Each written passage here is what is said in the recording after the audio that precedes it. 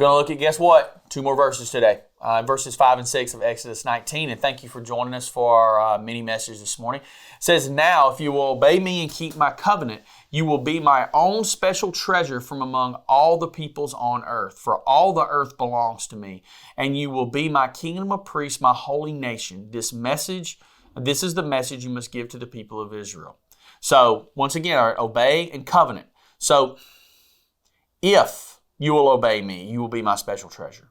So this again, I talked about this on this past Sunday. If you're watching this like on the day that it was released, that there are if-then statements. Talked about this in Joshua chapter 1.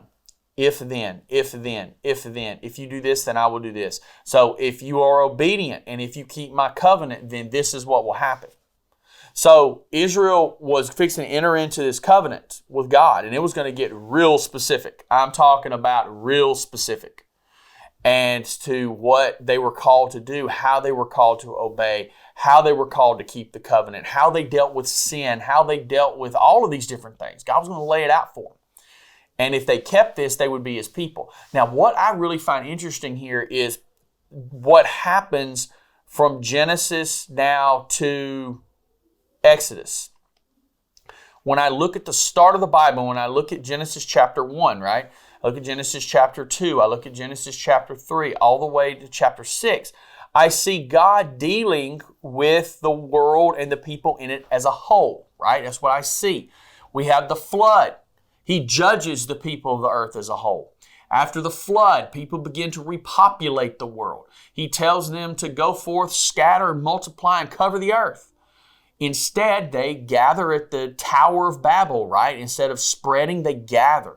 And so God scatters them Himself in Genesis chapter 11. And then we come to Genesis chapter 12.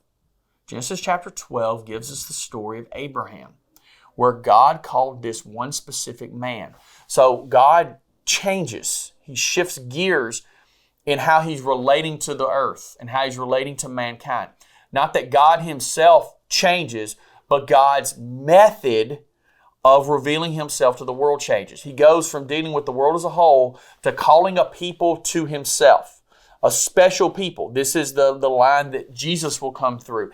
This is the line that the Old Testament and the New Testament will come through, because all of the New Testament authors are Jewish, right? All of you're dominated by Jews within the authors of the New Testament.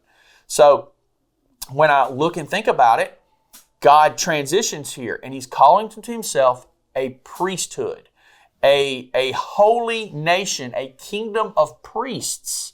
He calls to Himself. So God changes His method in how He deals with mankind, and God still at moments may deal with us in a different way individually than He's dealt with us before. It's not that God's Word changes. It's not that God changes, but sometimes how God relays those things to us may change. So God calls a people unto Himself. We'll talk more about those people tomorrow.